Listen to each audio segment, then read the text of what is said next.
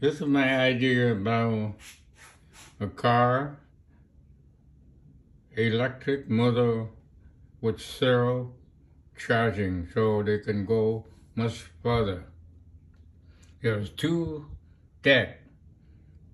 The lower deck will have the alternator and a turbine to turn when the car traveling.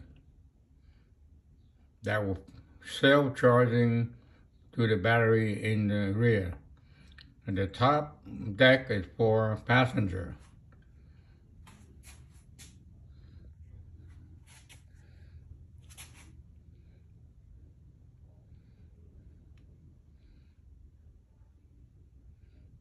Would have a wind spoiler at the rear to maintain the car at very stabilized.